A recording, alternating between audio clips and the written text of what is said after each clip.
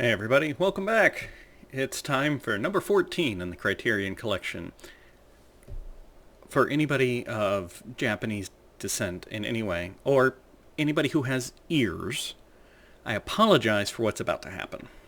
Because, again, famously, I struggle with pronouncing names and words in other languages.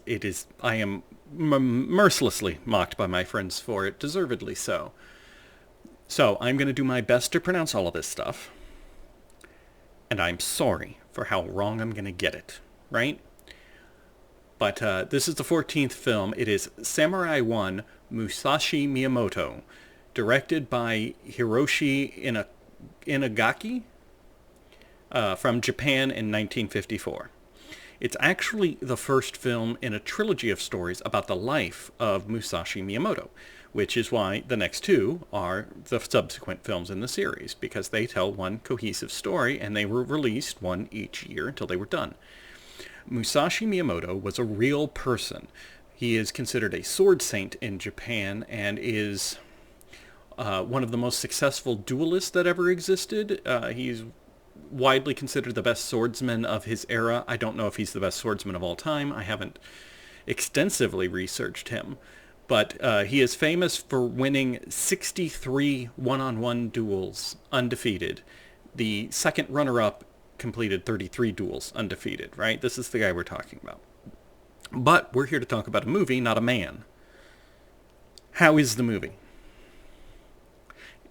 It's good. The parts of it didn't quite connect for me. And we'll get to that. First of all, the opening sequence, he's sitting in a tree with his best friend talking about running away to become a samurai. It very much feels like, teenage boys sitting talking about going out into the world and finding their dreams. Except they are very clearly at least 30 years old. Which is a little funny, but it's fine. The only other issue I had with the movie is I felt like a lot of the connective tissue was thin, and I'll try and explain what I mean. We are doing a biography of a fictional character, but of a historical character.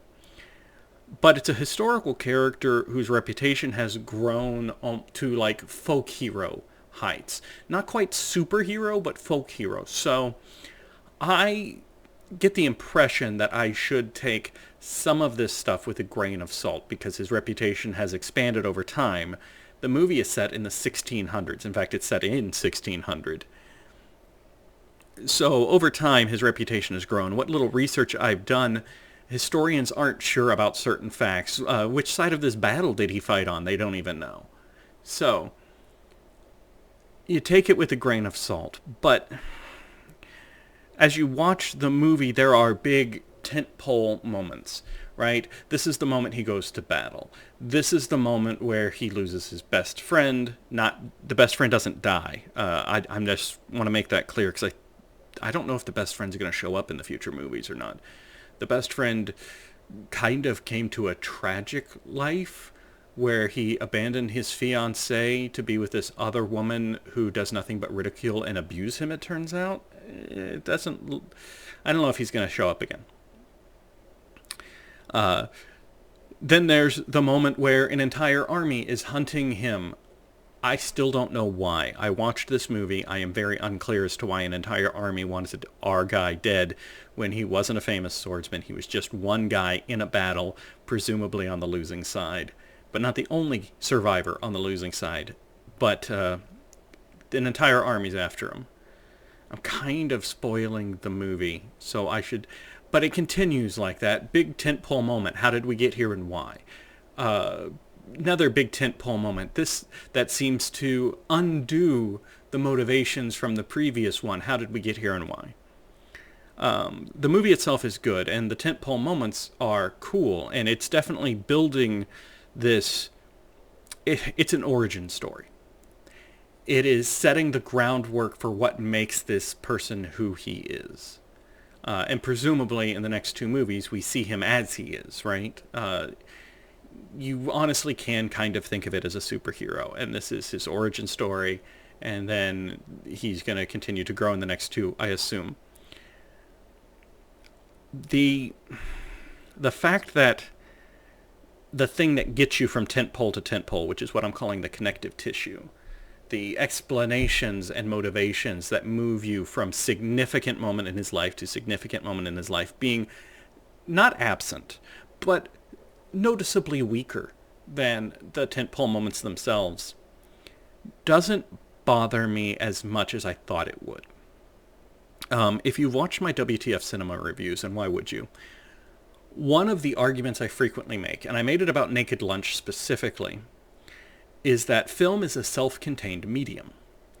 If your movie requires me to go on to Wikipedia to research, to understand what happened in your movie has failed. Now, that's not to say if I go on Wikipedia and read some stuff and do some research, I can't increase my appreciation. Oh, I didn't realize that. Oh, that's a cool fact. Oh, that's why this did that. That's fine. But if you have to do homework to understand a film, to get it at its basic level of narrative, your film has failed. I stand by that argument, right? You shouldn't have to do homework to watch a movie. Homework can increase your appreciation of a movie, that's fine. But you shouldn't have to do homework to see a movie. But I think there's a pretty clear exception when it's a foreign film. Because I think it's great to watch foreign films. It gives you an insight into a culture that is not your own. And learning more about cultures that aren't your own can only benefit you, truly. It expands your mindset, opens you up to new possibility, and gives you a deeper appreciation of other people on the planet. It can challenge you to think and challenge the way you perceive things. You may start to examine your own life and go, why have I always done it this way? They do it that way. Which way is better? And you can think about things. Questioning and thinking are always positives. So I support people watching foreign films, but you also have to understand, and this can be hard as an American. I get it. I am one. These films weren't made for you. A Japanese film was not made for an American audience. It was made for a Japanese audience, right? I know it sounds stupid to say that, but several years ago, there was a film called Parasite that ended up being quite notable and winning some awards.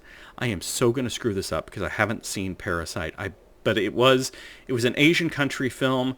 I can't remember if it was Vietnamese or I can't remember the exact country of origin for Parasite, and I'm sorry.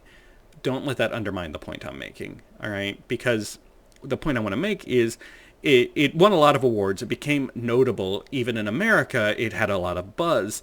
And one American film reviewer questioned the director and asked him, why did you choose to record the entire language, or the entire film in a foreign language? He didn't. He made the film in his language because it was his film for his culture. The fact that we liked it is a bonus. It's cool. But that wasn't the intended audience.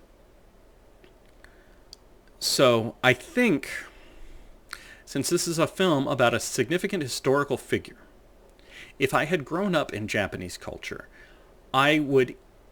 two things could have happened. Either I would have a better understanding of this person's history, just by nature of him being a significant figure in their history.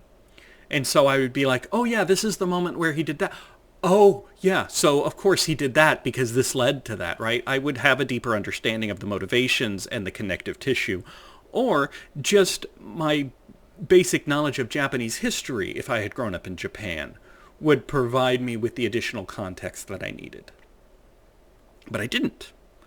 So I lack some of that context, and that's okay. I do not hold that against this film, that I feel like I'm missing a little bit of context because the film wasn't made for me. If I can enjoy it, great. So there's my arguments of the movie. It's a good movie. There were just times I wish I had a better understanding of what was going on.